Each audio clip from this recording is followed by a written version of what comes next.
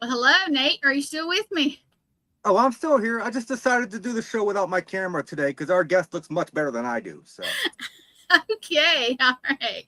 yeah, I'm just going to do the show incognito like this so y'all don't have to look at this mug. You know what I'm saying? Oh my goodness.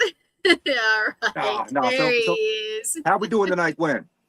Pretty good. How about you?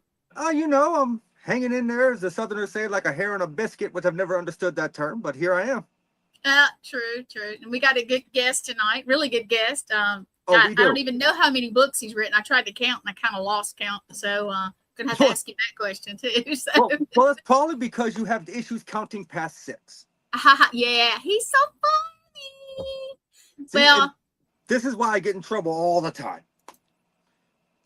there's Morgan? the woman you get in trouble with, not me. Oh, So yeah, because I be making those comments to everybody. I don't care. Jeremy, how you doing? Sarah Blake, Sarah, she'll be a guest on the show. I believe it's December. So nice. happy to have you here. So tonight, guys, we have an amazing show lined up for you. We have a author that is local to my home state. Yep. So I am super stoked about this. He is a multi-award winning best-selling author and the creator of the website Otis, or Odd Things I've Seen. Please welcome to the Paranormal Unveiled family, a guy I've been trying to get on for a year, but I just haven't had time to ask him, and we made it happen. So please Yes. welcome on Mr. J.W. Ocker. Hey guys, how's it going? Good. How's it Welcome. going? So first and foremost, Jay, thank you so much for taking the hour to come on and talk to us tonight. I am very much looking forward to this, so I greatly appreciate it. No, I appreciate the invite. It's gonna be a blast. I know for sure. Oh, You so I'm sure. I'm hoping you will. We'll see. You never know where conversations go. But I'm looking forward to this show, and I want to open the show by asking a typical question that I ask all of my guests. A lot of your books, they center around cryptids, they center around ghosts or UFOs and stuff like that, like the paranormal realm. Mhm. What got you originally sparked with the idea of, hey, I want to write books about the paranormal? Was it a personal experience you had, or was it just a general interest? So, interestingly enough, my obsession with the paranormal is not where other people's are. It's not as fun as where other people's are. My obsession is with the idea of belief, because I grew up highly religious. Like first 25 years of my life, I was very evangelical. And when you're a Christian, you believe in a lot of what other people call paranormal. They don't call that in the religious world, but it's still the same thing, right? Demons and spirits and angels and weirdness and all kinds of like high strangeness, right? Correct. So once I lost that in my life, the idea that you can believe something super extravagant one day and not believe it the next day shocked me, shocked myself. And I think so part of my obsession with the paranormal is the idea of belief. Like, what can we believe? And the other part is this: I just think it's cool. I've always been like drawn to monsters, and I've always been drawn to the aesthetic of like spooky houses and what if there's more out there. So it's an aesthetic, it's an interest, and it's also kind of an obsession. But again, not to prove or disprove. It's not the world I ever live in. It's just the stories and the belief and the people. That's kind of like where I live in the paranormal world. I like that. Because I was raised Southern Baptist, Okay, sure, so close. close to it. If I can never pronounce that word, evangelical. We used to say independent Baptists, if that's close enough for you. Yeah, close enough. And you were raised, well, at least me, that ghosts don't exist, spirits don't exist. And I'm like, well, if ghosts and spirits don't exist, then how is there a Holy Ghost and Holy Spirit? Please explain that to me. Yeah. And they were all like, oh, well, we don't talk about that. But it's a cult, right? It's very that's cult. where I would get in trouble as a kid. It's like, but I'm sure we do. You always tell us we do. So it's when you're raised in a religious aspect, it becomes a completely different thing. I know that my mother and I believe Morgan was raised Catholic, and so they do have a little bit more of a belief in it, but it's still kind of shunned upon, if that makes sense. Which is weird to me. Like you said, it's very close. Like, you can believe. I mean, there's witches in the Bible. There's like supernatural stuff in the Bible. It's so close to say, whatever. Elijah was taken up in a fiery chariot, but a wispy specter can't exist in a haunted house is it's not logically coherent, right? You have to kind of believe them, or at least be open to the idea of both of them in your worldview if you accept some of that, Right. I agree. And you know what? You know what's going to make this conversation even more interesting is he talks just about as fast as I do. So, I'm a fast talker.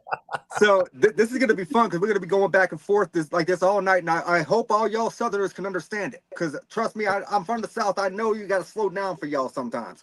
But Oh my goodness. yeah, I went there. So I know you did.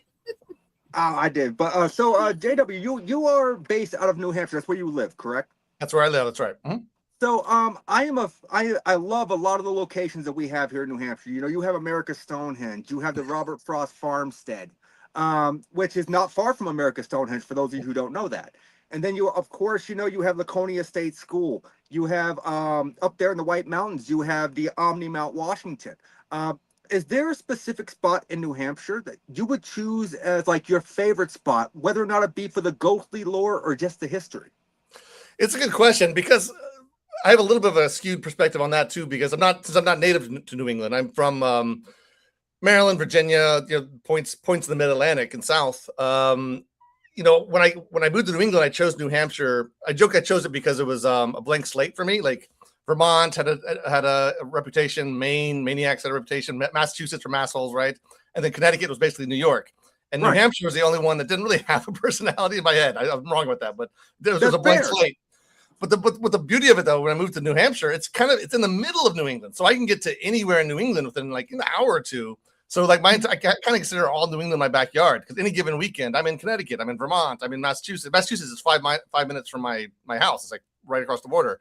So I almost never think of New Hampshire as a single entity. But let me see if I can come up with something for you. Man, there is some. Man, I'm gonna blank on this. You don't have to take New Hampshire. Let's just go the Northeast. How about that?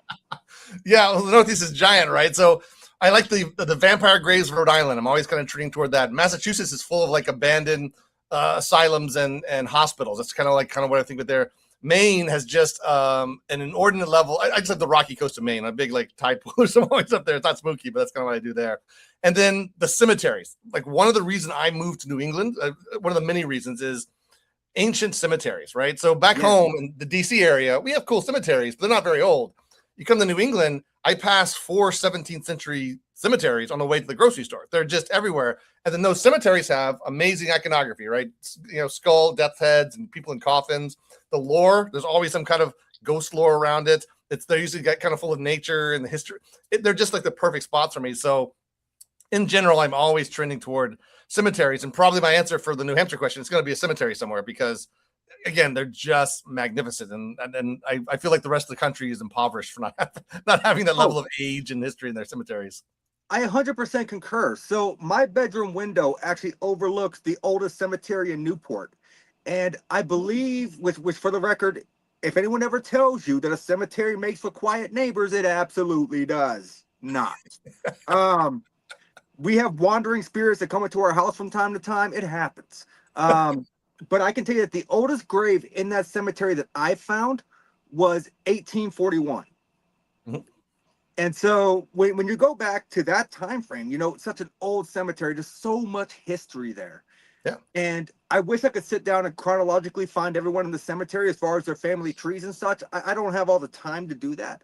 But it is so fascinating how the cemeteries here in New Hampshire and Massachusetts seem to be so much older, which I know is probably the way the 13 colonies were founded and such. Sure. But it's astounding to me how the cemeteries are so much older, but the headstones, they're so much more ornate. Yeah.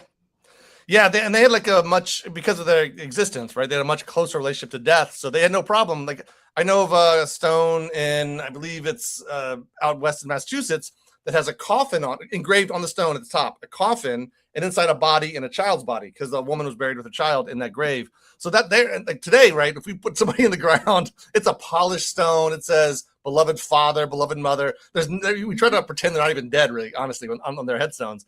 But the colonists, they had no problem being like, "Yep, dead. You're next." You know, just all the epitaphs are very weird. There's like, they accuse people of murder on the epitaphs. They have again, it was like death was just like the next thing that they had to like deal with, you know, like in the midst of all their hardships and all those things in the early days of the country. But I love it though. I just love that ancientness. Again, seeing the numeral 16 on a headstone for the beginning of the year is like, this thing is 400 years, whatever. I'm not gonna do math in my head. Right. This thing is centuries old.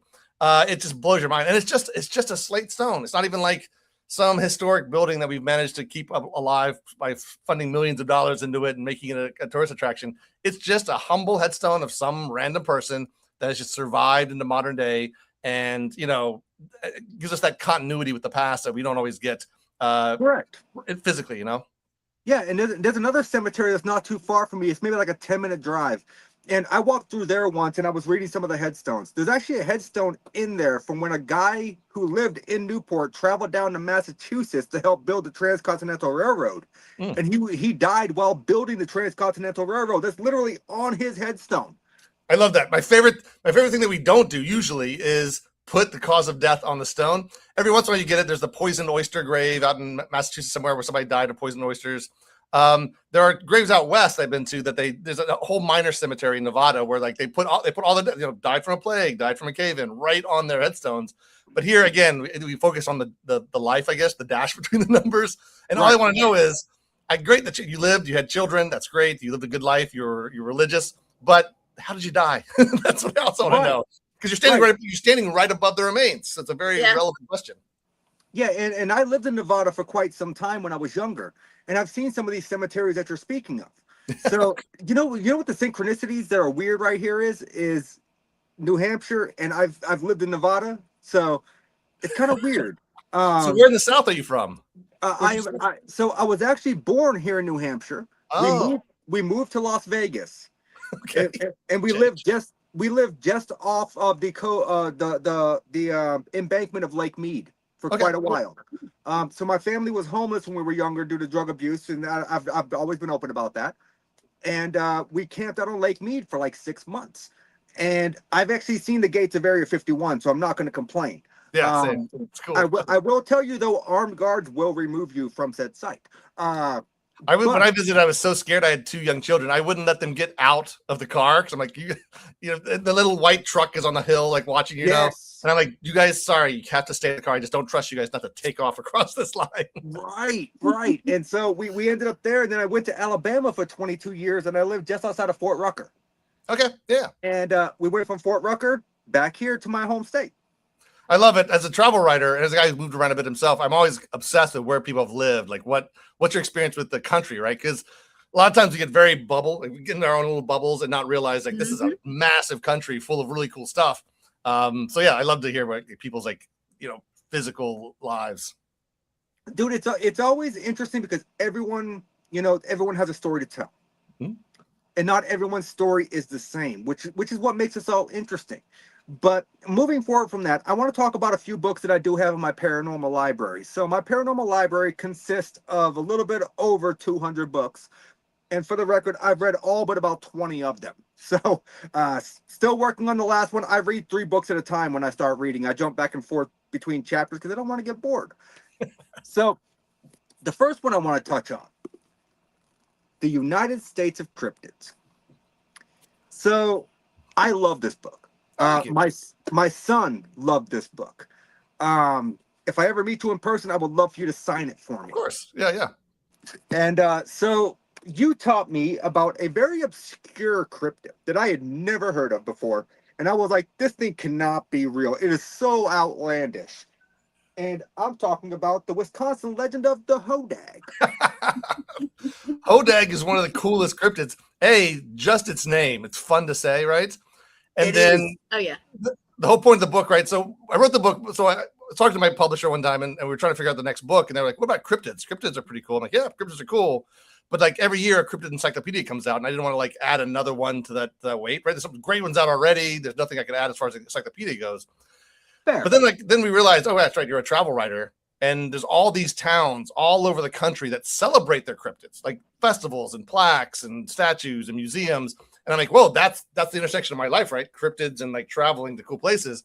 So the Hodag up in Wisconsin and Rhinelander, they go all out. They have a giant statue of it in front of their commerce. They have merchandise. They have signs. They are proud of their cryptid. It's not like this thing where, sometimes towns, they don't like their paranormal stories, right? They want to focus on boring stuff like their mountains and fields and their war history or whatever, So the thing that I say that's boring only because every town has those things, right? Yes. But if you have you have a whatever, a giant puma-sized creature with fangs and horns and claws in your past. Nobody else has that probably. So the hodag is great also because it's part of lumberjack lore. So it's a whole subsection of cryptids. Some are citing, there's all kinds of categories, right? But one category is lumberjack lore. Back in the early days of lumbering the country, right? There's low electricity, no lights. They're just in these dark forests for weeks, kind of cutting down lumber. And they would just come around campfires and tell stories and assign personalities to the noises they would hear at night. Because again, the woods were full of noises, even more so back then. And they would just come up with creatures. And those things got, eventually got kind of solidified and added to and codified until now we have a town like Rhinelander that cannot stop talking about their hodag. I always make people go to their website, their town website, because it's more like a hodag, a fan site, than it is like a regular town site where you pay your bills. Really? Yeah. They've got a mascot. It's like little games. It's like it's really cool. Look, I'm all for t-shirts. Do they have a hodag t-shirt? Oh, not only do they have hodag t-shirts, every year around Christmas, they do a bunch of Christmas merchandise where it goes ho ho hodag, and all of this stuff says that. Oh no, that's awesome. They're great at merching. Great at merching. I you know what? I know what I have to do now for our Christmas extravaganza. I know what I've got to do. You need a ho ho hodag shirt for sure. I do. So another weird one that a lot of people have probably never heard of, and I'm not even sure I'm going to pronounce this correctly, the Rhinelampus. That's right. That one's just down the road from Rhinelander.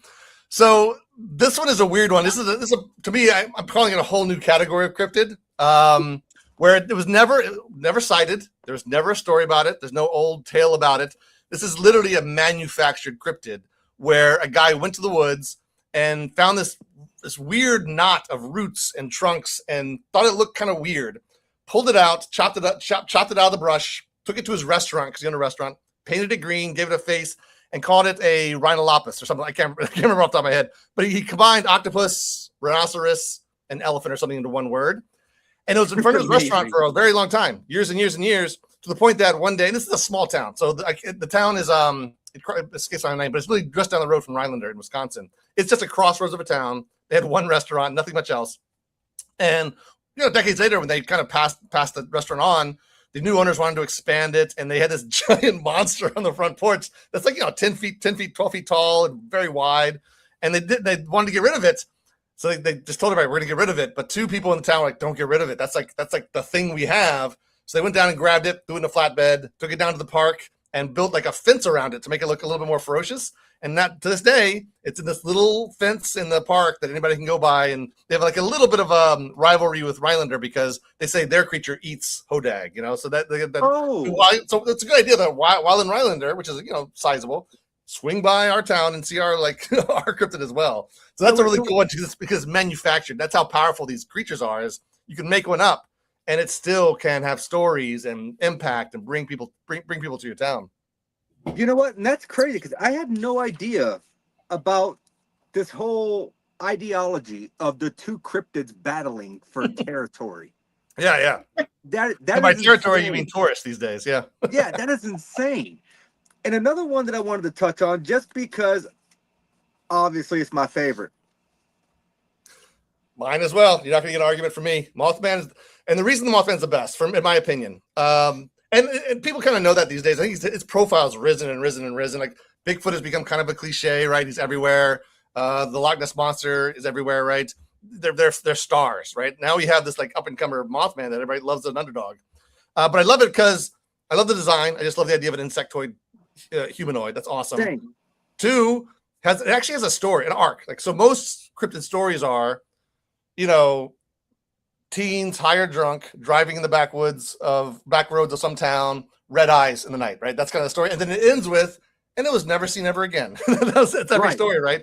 With the Mothman, it starts the same. Bunch of teens, back roads, high, drunk, red eyes. But then it ends with the Silver Bridge collapse, right? So that's as a storyteller, you're always looking for a full arc to tell. And that's a full arc. There's no vague, nobody knows what it was. It just escaped into the night. It was, oh, boom. This whole thing ends with it doesn't technically end there, but for purpose of the story, it ends there. And my favorite thing about this town, they've embraced this thing like crazy. Museum, giant statue that you've seen, like that silver. Even if you don't like cryptids, you've seen the statue, the stainless steel. If you've statue. not seen the statue, you've at least seen the ass of the statue.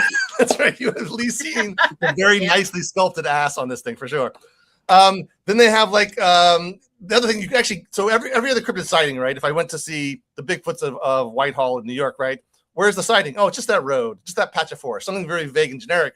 But in Point Pleasant, you go to the TNT area with those giant house-sized concrete igloos that are full of graffiti and like forest, and it feels like you're in 1961 or whatever. And any second you could see the Mothman. It's very immersive in a way that modern cryptid sites just aren't. If for some reason it's been preserved, it's already spooky as all hell. So it's just right, a perfect place.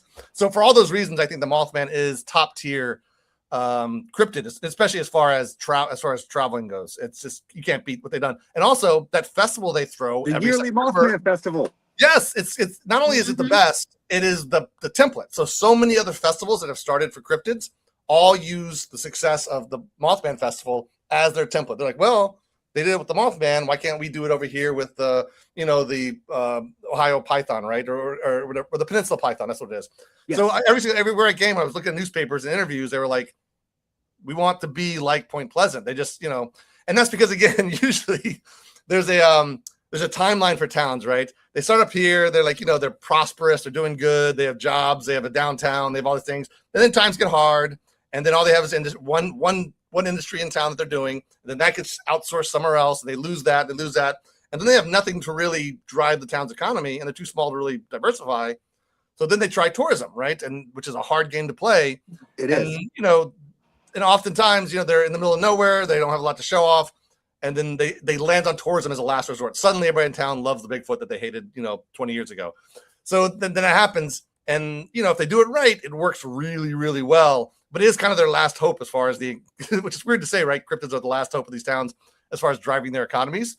But again, Point Pleasant has proven it. That's a tiny town that just quadruples in size every September, right? Yeah. And it's just a fascinating story to watch, like people leverage these really obscure, esoteric fringe stories into their mainstream life. Seeing signs, town restaurants named after it. Welcome signs with a creature right on it, right? So that's just a fun, fascinating thing.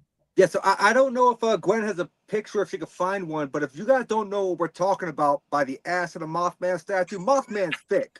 Okay. Yeah.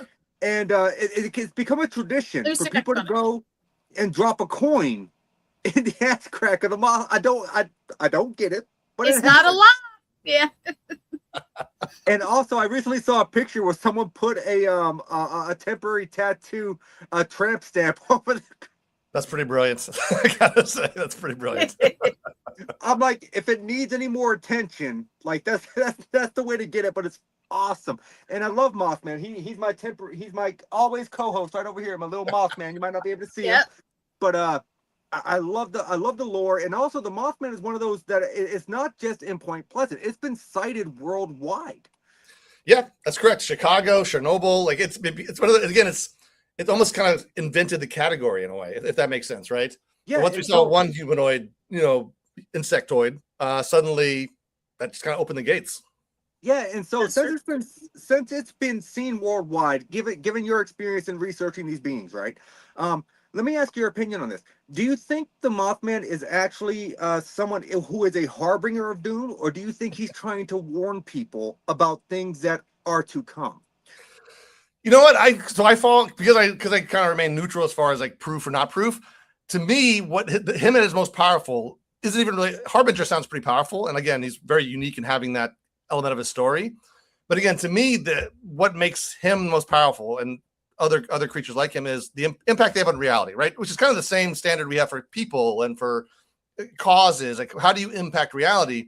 And again, these creatures have impacted reality in creating stories, creating belief, creating cultures, creating economies, creating commonalities, right? You go to a cryptid convention. In my experience, this is my experience. Mm-hmm. Not everybody believes in them, but they both share in common that they love the idea of them, right? If you know the word hodag, you're a friend automatically, right? Something you have a community.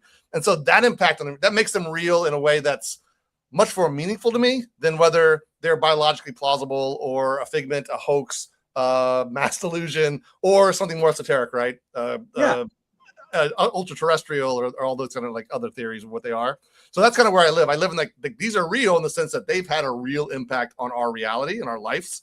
So like that's where I live. That's kind of the power of them for me. You know, and that's a very fair answer. And you know, when I went over to Broadhead, Wisconsin last July for the Broadhead Beard Brawl, I was actually trying to look around for tattoo shops because I wanted to get a Hodag tattoo while I was there. And then I remembered, yes, that's the Mothman statue, but do you have a picture of the behind? There we go. There it Why is. did they build it so thick? Why? And put that in perspective. This is I can't remember, like 12, 16 foot tall statue. So very impressive. Massive. Shining silver, sterling steel, shining steel, very eye catching, has an insect head, and still the focus always ends up going to that Right backside, you know? To that. But compare the people. Can you see the people behind it? Yeah, It is no, huge. it's a massive statue. Yeah. Mm-hmm. It's And one if of those you've never- statues that most towns might be embarrassed of, right? We want a giant monster in the middle of our town, right? And I just tell them, like, you know, I would just say, like, well, you just don't have good stories in your history then, or B, you just haven't gotten to a level where you realize how cool this is. So Gwen, I wasn't sure if you had seen the backside of the Mothman before or not, but if you haven't, you have now. Actually, yes, but I did not have a picture. That's why I went and swiped one real quick because that's too good to miss. But yeah, no, so I was trying to think about looking for tattoo shops when I was in Wisconsin to get a tattoo of a Hodag just because I thought it would be cool. And then I remembered that my brother is a Green Bay Packers fan, and I don't want nothing from Wisconsin on my body. No Wisconsin there. He actually asked me to get him an authentic cheese head when I was there, and I'm like, I'm not bringing that to the airport. Which is funny because I always push Wisconsin as the most cryptid laced. There's more variety of cryptids in Wisconsin than anywhere, really maybe other than West Virginia, right? Those two states have like everything versus really like, is. you know, whatever. New Hampshire is very impoverished when it comes to cryptids. But Yeah, like we have the devil monkey. yes, we have a form of primate like every single state has, right? Yeah, we have the devil monkey. So Wisconsin's a great state as far as cryptids. It's like I don't know how it did it, but somehow it kind of like not cornered, but kind of made itself very prominent in the market. Right. So I got a few more things to touch on cryptids, then we're gonna move forward. Do you think, since we're on Wisconsin, the Beast of Bray Road, do you think that is a form of misidentification, or do you think that maybe these people are seeing something, but like you said earlier, it's really weird that it's concentrated to one specific spot? And the other thing is misidentification. You know, it's easy for a skeptic to be like, oh, misidentification really easily. In this case, their stories are so detailed and so obviously werewolves, you know, like it's something else. If it's not werewolves, then it is something beyond a misidentification. Again, a collective hoax, a collective like I don't know, hallucination or some kind of cultural thing. Because again, a lot of these are from kids, honestly, which is also one of the secrets of cryptids. But I can't call it misidentification when there's so much detail. It's easy to like some cryptids are very vague, like, you know, none coming to my mind, but they look cat-like or dog-like, and they're very vague in their description. Easy to like put those in the misidentification category. But like the the stories Wampus around cat. say again? Like the Wampus cat. Yes, very vague, right? Maybe an extra paw, I don't know, right? Yeah, maybe so, like, an extra paw. Yeah. So yeah, for me, Bray Road can't be misidentification. It is something else. And again, hoax is your next for skeptics. Hoax is the next idea, but this wasn't, you know, just the way it was built. It wasn't built like a hoax, but it's so to me, it's something. It's something very interesting. And the fact that it was confined to that one road, the fact that, you know, it's all around the same time period, and the fact that there were so many stories. Again, it just is for something so weird as a werewolf or a you know, a humanoid canine. It is super weird that there's that much there. Yeah, and the odd thing is there was a height at one point where there was multiple sightings, like in a row. It's not like we're talking about the Dover Demon, where it was seen for 3 days and then just dissipated. Right. No one's seen it since. That's right. Or the which I didn't see it in this book, but the Alabama White thing, where it's there for maybe 6 people have reported sightings of it, and otherwise than that, there's no documented record of it. Yeah, it's so the Beast of Bray Road, they have this steady documentation. I'm not sure if it's a werewolf. I'm not sure if it's some kind of undocumented dire wolf that has not been discovered that's really huge, which is always plausible. I'm just not sure if I'm going to buy into Lancropathy as far as it being a werewolf. Sure. I'm just not sure. And the other part of that is when you have multiple sightings across time, it might not necessarily be one thing, right? It could be a combination of a hoax, a misidentification, urban legend, an actual sighting of some creature. You just don't know what those kind of things, and they can all merge together into because we all want to make sense out of life. It can all merge together in one story, but that's not necessarily how it was built, you know? Right. And so Morgan had a good question there, Gwen, if you wouldn't mind repeating that. Yep. So she said, is it possible that it's more of an egregore or a thought form type energy? That is popping up more and more in the paranormal community, and I think I have a theory about that, right? I call it reverse Occam's razor, right? So Occam's razor is when you have to cut away every explanation until you get the most simplest, right? Reverse Occam's razor is when the explanation you have doesn't work, you go wild with it. You go to points where you can't prove it, right? So I see that with Bigfoot, right? We haven't found a Bigfoot corpse. It was named in like the early 1950s. Haven't had a Bigfoot corpse in 75 years. So now some people are saying, well, that's because it was never biological in the first place. It was a ghost. It was an alien that went away. It's an ultra-terrestrial. Things you can't actually prove, or a thought form, right? It could be a thought form as well. So to me, when I hear thought forms, it's kind of the last bastion of trying to salvage the story. And I actually don't think the stories need to be salvaged, but somebody trying to hold on to it a little bit. I just haven't seen, like, mass hysteria is a real thing. Like when you get a lot of people together, it's a real thing. You can see anything. So in that sense, I almost want to, and this is not fair, but I want to define egregores and thought forms and all the words that mean that as some sort of mass hallucination. It could work that way, but I just never seen enough. And again, I haven't dug deep enough into it to know that you can create actual, entities or visions or sights out of a bunch of people's minds. But it's a fascinating story. Again, I go back to stories and belief. It's a fascinating thing to have when the body doesn't show up, right? When you're like, okay, it's not biological, so what else is it? Thought form, which is like, again, it's kind of, to me, it's a cool evolution. Right. And I agree with that. And as far as mass hysteria being a real thing, Salem witch trials, great example. I believe back in the 1700s, there was this whole town that pretty much danced themselves to death. Yeah, they did. And it was all mass hysteria. So I agree with you on that, 100%. Was that St. Vitus dance, I think, something like that? But yeah, it happens all the time. Like, even so, I'll go to Alabama. The one Alabama creature I did put in there was the wolf woman of Alabama, right? And that was a form where it was cited one time, and suddenly the second it was on the table, everybody started seeing it. There's always that one sighting that kind of causes it. So like that's one of the clues that this might not be, whatever. It might have been a real sighting, but all of these sightings might not be real because we get caught up really fast. Whether it's in like accusations, like in Salem witch trials, where everybody suddenly is seeing the devil and witches flying on brooms, right? And literally believing it, right? That's how strong pressure is from like our peers and our colleagues in our communities. So it's a real thing. And again, it makes it harder with cryptozoology to have to like kind of sort through that. This is one other variable you have to sort through when you're trying to, like, for those who are trying to prove the existence of some of these cryptids. I agree with that. So before we move forward from cryptids, if you had to choose one cryptid that, in your personal belief, has a better chance of existing than the rest of them, what is that cryptid?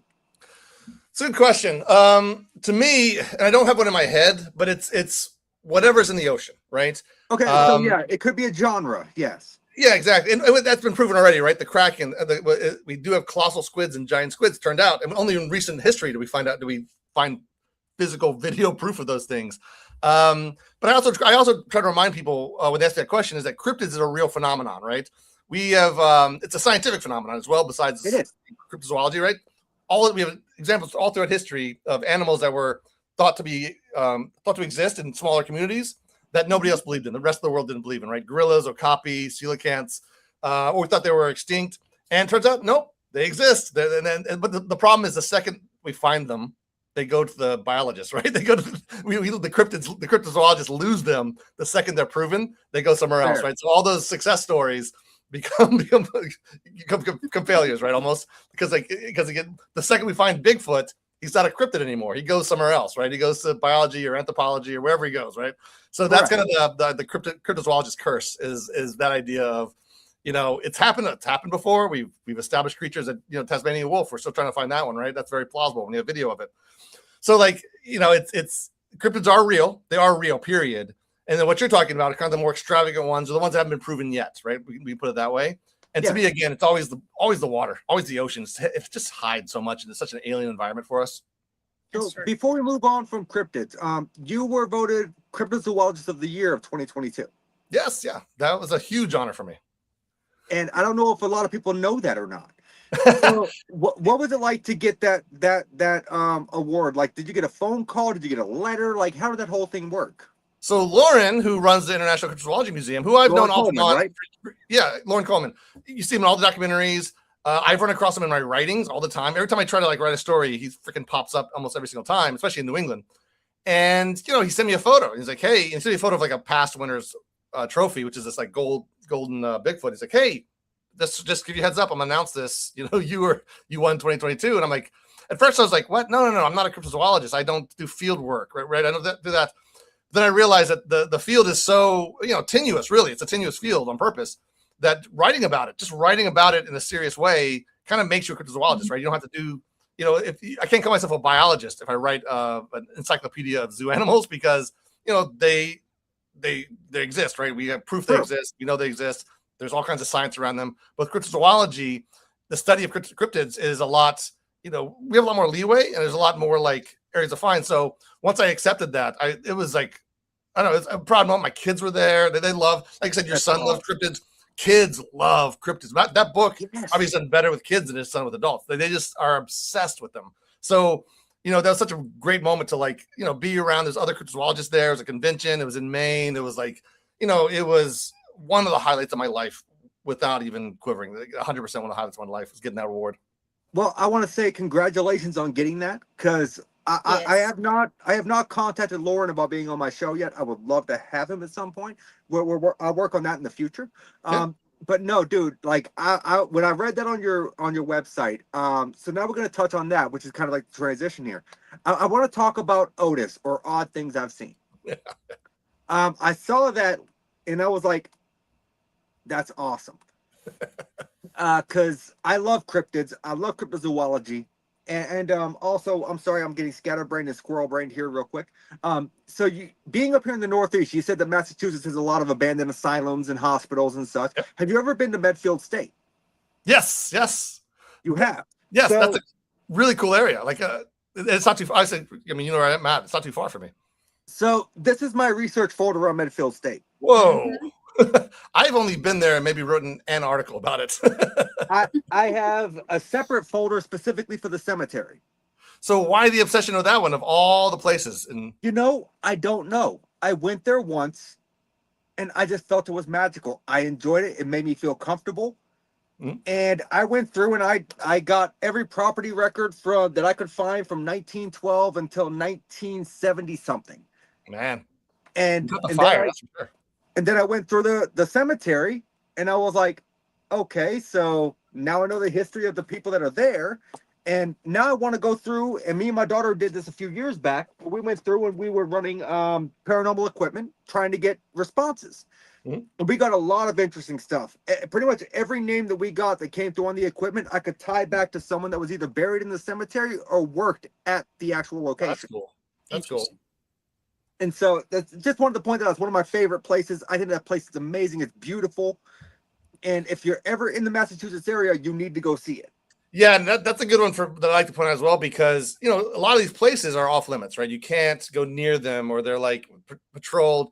This one is accessible. Like, you can't go inside them. You can if you want, but you're not allowed. It's like inside is off limits, but you can go up to the buildings. You can go see this. Like you said, the cemetery is right there. It is like and as I get older and older and less trespassy and more like law abiding, like those kinds of sites mean a lot to me, because I can still have that thrill of seeing something old and broken and full of history that most people have forgotten about, without like being like, excuse me, sir, you shouldn't be here right now. The most inside the buildings I've ever gotten was the caretaker did allow me to go into the church once. Oh, that's perfect. Great. It's awesome, man. And the church, it's got a lot of historical value too, because it was one of the main focal points of the movie Shutter Island. That's right. Yeah, they filmed in there. Yeah, and X-Men: The New Mutants was filmed there. There was a gangster movie filmed there as well. I can't remember what movie it was, Yeah, But, just so people know, this is like, it's like a park. It's like there's like whatever, a dozen buildings, maybe 20 buildings. They're all kind of shuttered with like warning signs all over the buildings, but all the lawns, all the trailways, they're all clear. Yeah, you can walk your dog there. They walk your dog there. It's like people go there and like, have fun. It is open to the public park. I think that could change any second. They're always talking about redeveloping that and like all those kinds of things.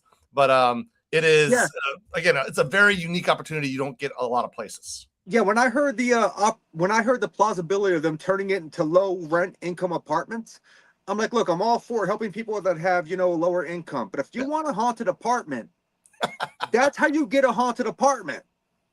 Yeah. No, I remember watching that X-Men movie and like, oh, I know where that is. I know exactly where that is. It's like they use it really well. They do. So next thing I want to move forward a little bit. I want to touch really quickly because I see, wow, we've already freaking killed 42 minutes. Yes. I want to talk about your book, Cursed Objects. Yeah. I learned a lot from this book. I did not know that the Hope Diamond or the Crown Jewels had curses attached to them. Every jewel, and they're like iconic cursed objects because one, they're small enough to lose and change hands a lot. Two, only the ultra wealthy can possess them, and the ultra wealthy are ridden with problems, challenges. Generationally, they have these like stuff go awry. And we always talk about rich people having an easy life, and they do obviously, but like there's an element of ultra wealthy where like generationally your kids can't work. They become like bad people. It's just they're constantly having problems in the ultra wealthy, and these gems become iconography of that, and then they end up in museums often enough so that people like us who are not, I'm assuming here, are not ultra wealthy can go to see them. You can go within 3 inches of the Hope Diamond. You can go see the Crown Jewels. You can go see. I have a graph where like the top, I think 12 out of 13 cursed gems, as far as fame level, are in major museums across the world. Like the 13th one, I think, is the Black Orloff that's in private hands, but the rest you can just go see. And like they have this entire history of like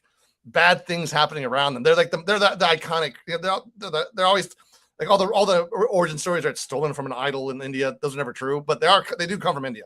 But they're just like iconic of what a cursed object can be as far as a storytelling device. Right, and I'm going to tell you, I'm not going to say that I'm a rich man, but I can tell you I can afford a pack of gummy bears. Sometimes that's all you need is a pack of gummy bears. But it's got to be the pineapple ones, only the white ones. The hell with the rest of the flavors. I eat them in handfuls, so they all just taste like gummy bear to me. It's gummy bear flavors, gummy bears. That's fair.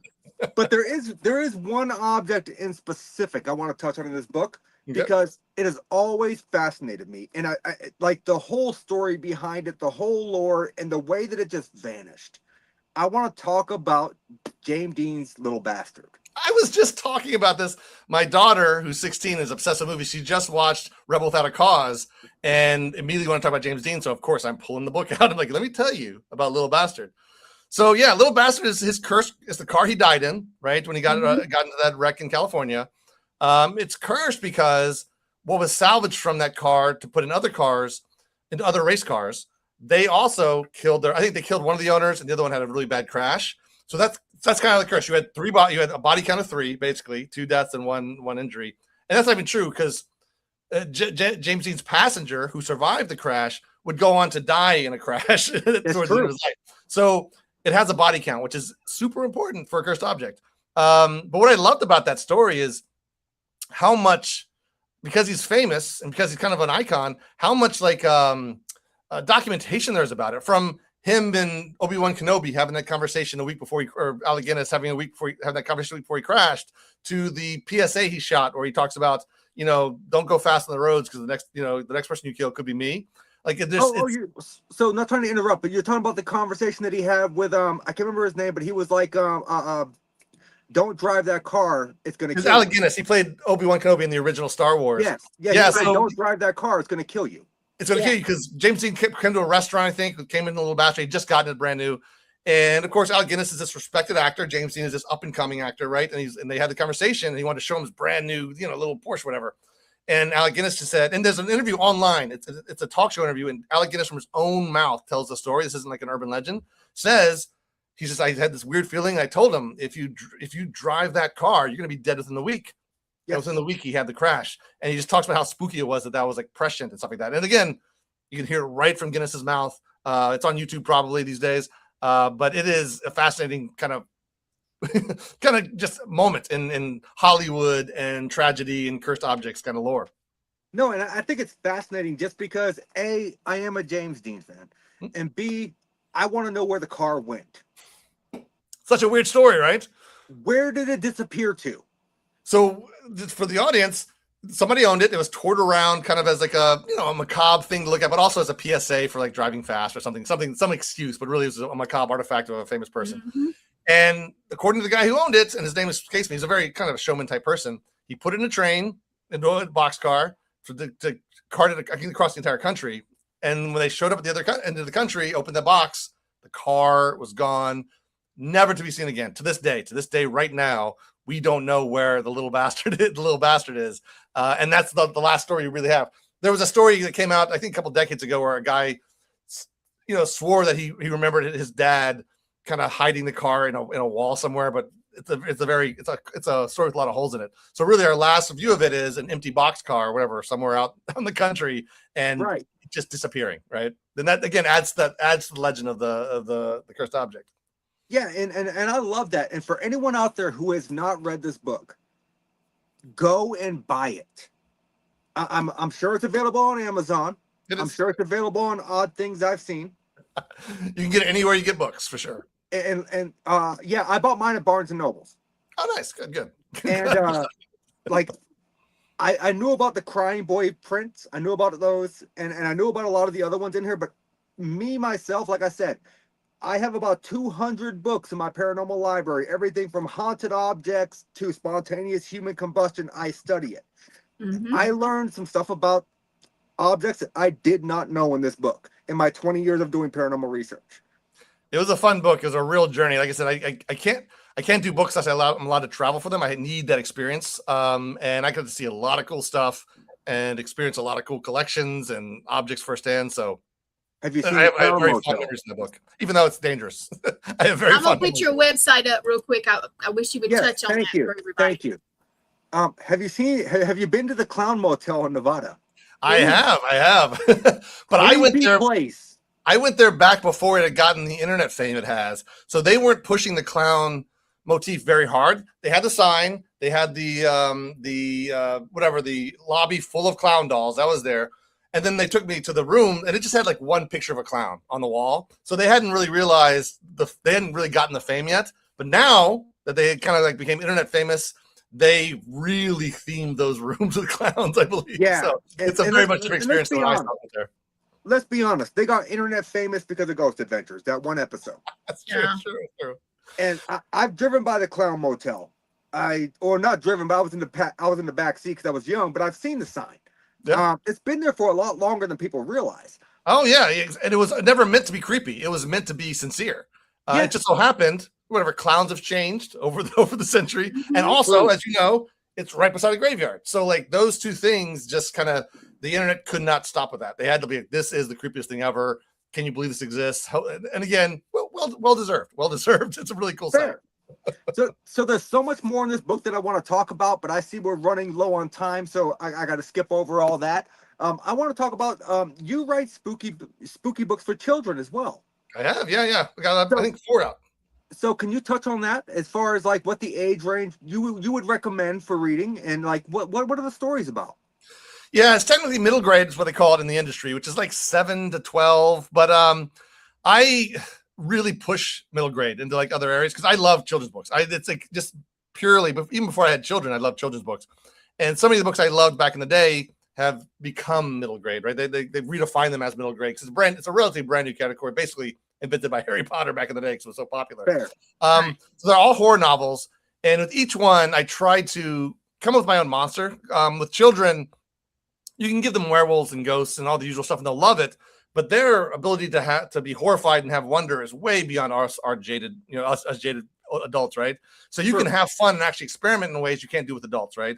I'm a horror novel fan as well, and when I find out my favorite author has his 1000th haunted house novel out, I'm still happy with that because it's a comfort to me, right?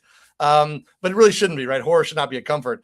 But children, give them anything and they will have fun with it. So it allows me to be a lot more creative than I can with like, adult novels or, anything else. And, you know, I tried to, like, my first ever novel I wrote for kids was a serial killer novel. It was a boy who, Awesome. third generation boy who lived in a funeral home, and then his basement, which was the morgue, started filling with serial killer victims. So he got kind of pulled into this, you know, inadvertently, because I wanted to see, can you write a serial killer novel for children? And then after that, I was like, more supernatural stuff, more monsters. I did The Black Slide, which is basically, the way I describe it is Hellraiser for children. And as you know, Hellraiser is not a very child-friendly property. But I'm here for it. Say it again? I'm here for it. Hellraiser is I'm astonished by Hellraiser. It's so unique, so interesting, right? And so I wanted to kind of get that vibe inside a children's book. So that's generally what I do. Is I treat children's books, and I don't pull punches on horror. I think kids can be, again, literature is its own filter.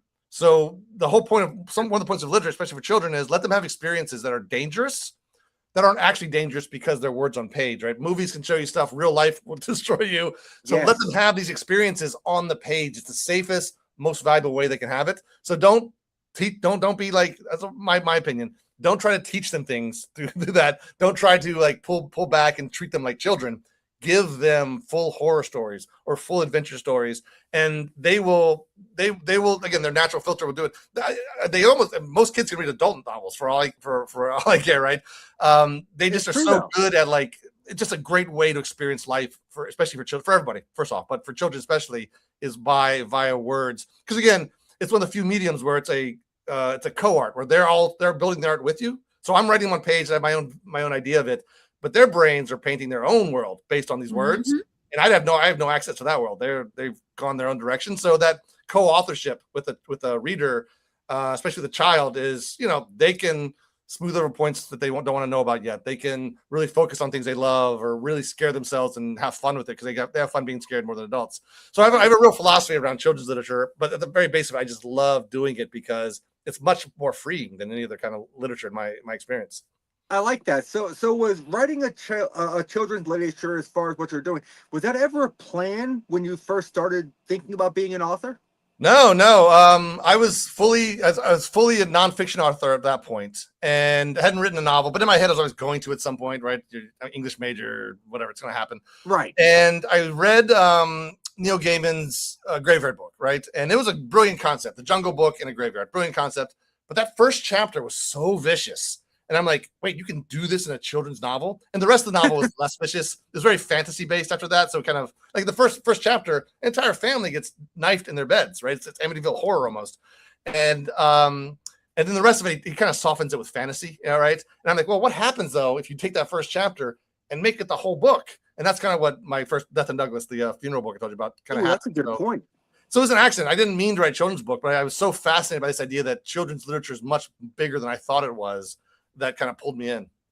And so I want to talk on some of the awards that you've won, because you are a multi-award winning author. And I know you've won the Edgar Award. You've won the Lowell, I think it's pronounced Lowell Thomas Gold Award. Lowell Thomas. Thomas. Okay, yeah. I didn't see an H there, so I kind of got confused. But you've not only won the Gold Award, but you've won the Silver Award as well. So we touched on the cryptozoology of 2022 a few minutes ago. Is there one award that you have not gotten yet? Oh yeah, tons. I mean, pretty much every award I've not gotten. But that would be your holy grail, like the one that you want to win. So the Edgar was it, because it's Poe. It's a big award. I mean, the same night that I was nominated and won, Stephen King was nominated and won. He was there in the room with it, right? So like it was that level of award was very special. Whereas Lowell Thomas was a travel writers award. So like, Stephen King's not in that, right? But Rick Steves is there, right? I should have brought that up first, that the Edgar Award is in relation to Edgar Allan Poe. Yeah, exactly. For the Mystery Writers of America, right? Yeah, I should have brought that up first. Because I'm a horror author. I mean, the Horror Writers of America have a Stoker Award. That's in this little shape of a little haunted house. Everybody that's ever written any horror wants one of those, and I'm with them, right? Because it's a beautiful award, it's a beautiful group, and again, horror is where my heart is, whether it's nonfiction or fiction. So I think that's probably one that I'd love to win any award, but love to win that award is as a horror guy, it has to be it. I love that. Because I do know a lot about the Edgar Award. I have actually had a person on the podcast in the past that has won it previously. Nice. So it's a very prestigious award in literature. If you don't know what it is, go and look it up. And I'm glad that Gwen has posted the oddthingsi'veseen.com up here, because now, really quickly, I want to touch on Otis. What can people expect when they go to your website? Two things. One is anything you need to know about me, like wherever I am on socials, what books I have out there. But its original purpose is a chronicle of my visits to weird stuff. I started that probably 2 years before I ever had a book deal. So just me going to weird stuff, whether it's cryptids, macabre stuff, natural wonders, anything that seemed different from the static of everyday life. And that's kind of how I started writing. Was I would just get in my car one weekend and go somewhere, write about it, or take pictures, come home and write about it. I didn't have an assignment. I wasn't an official travel writer by trade. I just did it. And back then we blogged, so it was a blog. Mhm. And that's what and today, now it's an archive of thousands of my visits to weird stuff all over the country, but also all over the world, I guess, or relatively all over the world, but definitely all over the country. And that's kind of what it is. If you want to get to know what I am and what I do and why I do it, that's kind of, that archive is why that's there. These days I don't put as much into it because it goes in the books, but it's all there. Like there's, you could, there's hundreds to thousands of articles on there from my visits to weird places. I love that. So Gwen, if we could put up the photograph, because I know that JW has a lot coming up this year. Okay. I want to make Yes, sure he we does. highlight that so people know. JW, would you mind giving us a rundown on where people can find you? Yes, so I have 2 books coming out this year. Don't Go There comes out July 14th. Chasing That Swordsman comes out September 29th. And as a result, I'll be all over the place. I'll be in Maine at the International Cryptozoology Museum. That's relevant to our cryptid talk. It's a grand opening of the new ICM in Bangor, Maine. It just moved That's there. awesome. Yeah, it's going to be a lot of fun. I'll be in Nashua doing something with my local indie Ballon books. I'll be in Salem. I'll be in New York a lot because the second book, Chasing That Horseman, is all about Sleepy Hollow, New York. So I'll be in Sleepy Hollow, New York, doing events there. Boston, I'll be in Boston at Spooktastic, which is a big author convention, a lot of us signing. Probably my bit closest to paranormal is I'll be doing Mass Paracon in Taunton, actually. I'll be doing a talk on cryptids, actually. So I'll be doing there. I'm not sure if I'm going to make that or not. I wanted to. I'm not sure if I'm going to. Yeah, that's I'll be Sam there. Baltruse's event. So I'll be doing that. That's gonna be live. He invited me to that a long time ago, and I'm excited to do that one. So basically, all over New England and New York is my tour this year, starting next weekend for me at least. I love it. I love it. Gwen, if you wouldn't mind pulling that down. So JW, Yep, gotcha. I always end my podcast off with 3 questions for my guests. All right. Question number 1, being you're an author and you do the traveling writing, right? If you could travel to one place that you've never been to write a chapter for one of your books and cost was not an option, where are you going? I'm going to Japan. I want to go. So I've never been to anywhere in Asia. It's a big blind spot for me. And it's almost as far away as you can go from where I am right now. Australia probably actually is New Zealand, but their culture is so amazing. I mean, it's a whole entire country, but all of Asia is so amazing. And it's I don't like having such a big blind spot. So if I had unlimited funds, I have, there's probably, and I have an unlimited time to figure out what I wanted to do over there. It'd be Japan. I pick out just because I love it. I'm a big Godzilla fan. That's probably why. So. I love that. And for the record, no one wants to go to Australia. Everything there wants to kill you. I want to go to Australia, and he knows that. That's why he's doing that. Yeah. Because you're insane. So we're going to Japan. Okay, so now I can formulate my next question off of where we're going. We're going to one specific site in Japan. Ooh. What would be the site that would pique your interest the most that you're going to write about? So in Tokyo, they have a Godzilla hotel. And I have 3 daughters. My middle child is a massive kaiju fan, and I've always been kind of as well, not to her degree. But they have a hotel that looks like Godzilla is just wrapped around it, like his giant heads on top of it, claws. All the rooms some of the rooms are themed. So I would go over there, and again, mostly because of my narrow American view. Godzilla is Japan, right? But I would just love to see everything there. Like the hotels, they have statues, they have historic stuff around Toho Studios. So I would want to get my fill of the kaiju culture, just because. Again, been watching those movies since I was a child, so it's an unfinished business for me. It's a loose end. I like it. So, okay, so we're going to Japan. You're going to investigate Godzilla for your next chapter. Well, at this specific hotel. If you could bring one person with you that you think would be a additive to help you finish out this chapter of your life, who are you bringing? It's going to be my middle daughter. I kind of already tilted my hand because she is inspired me. She's the biggest cryptid fan I have as well of my 3 daughters.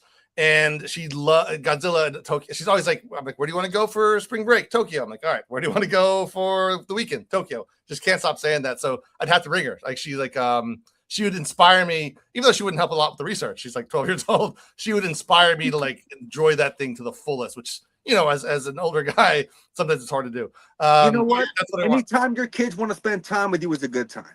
Exactly. It is. Exactly. No, So JW, true. look, man, I thank you so much for coming on the show for an hour tonight. I really appreciate the conversation. If you wouldn't mind hanging out in the background for about 5 minutes, I got one question that I always ask my guests post-show. And we will be with you shortly. We're going to close this out, and then I'll get you on your way because I guaranteed you an hour, and we ran about a minute and over. I'm a time Nazi. That's my bad. No worries. He is. But I will see Thank you in you. just a minute. We'll do. There we go. So that was an amazing conversation. Oh yeah. It was well worth the year wait of me asking.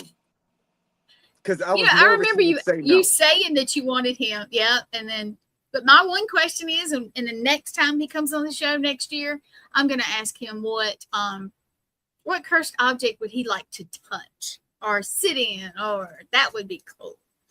I mean, I'd sit in the devil's chair if I had an opportunity, but I'd probably die a week afterwards.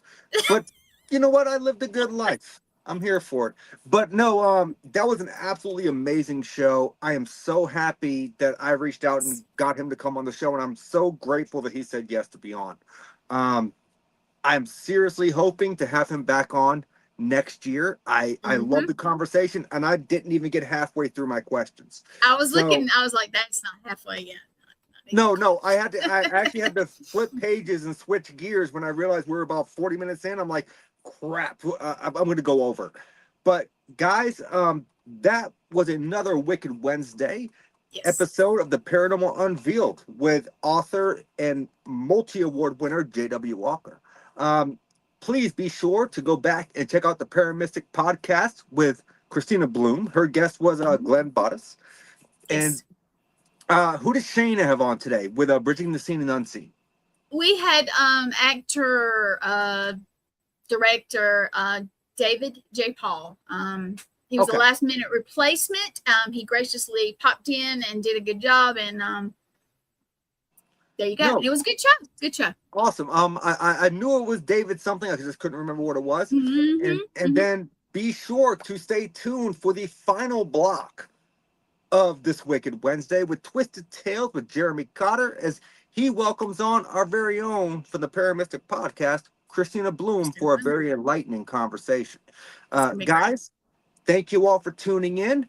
I appreciate your support, and All Access Network appreciates your support. And thank you to Mr. J.W. Walker for coming on the show for an hour tonight. I will see you all next Wicked Wednesday. Same spooky time, same spooky network. Tune in or miss out. Peace. Night.